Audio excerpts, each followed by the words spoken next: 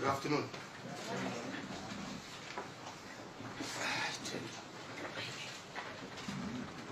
As many of you are aware, there has been a lot of concern amongst Kenyans on the rising cost of fuel and its impact on their well-being. There has also been a debate on what the government is doing in order to cushion ordinary Kenyans from the rise in the prices of fuel. As you are all aware, the rise of fuel is largely due to the high and rising international price of crude over which we have no control. However, there have been concerns, especially in the media, that the high price of petroleum is also due to government taxes, which some people have been estimating to be around 50%. In this regard, I would like to make the following statement.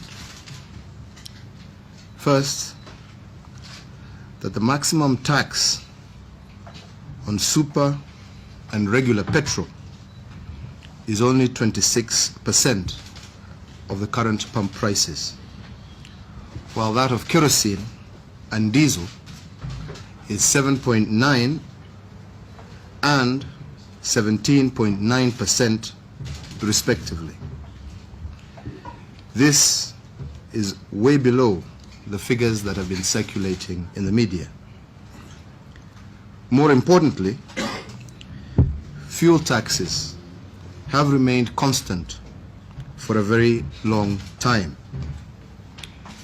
It is also important to note that contrary to assertions in the public domain, the tax on fuel is specific, not ad valorem, which increases with price.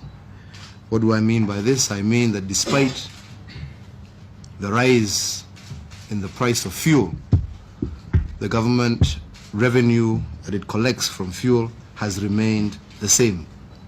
The government does not benefit, the government does not gain any additional revenue as a result of increase in prices.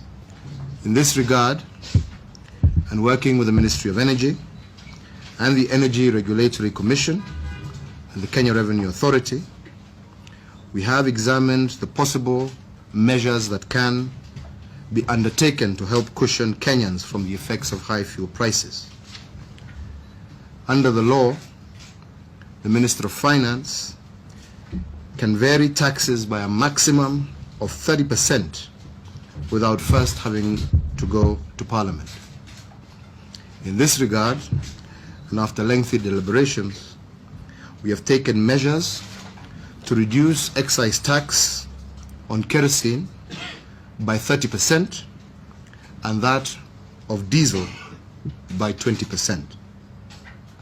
These measures are to be effective immediately and will be applicable for all imports whose taxes have not yet been paid. And I want to repeat that, will be applicable for all imports whose taxes have not yet been paid.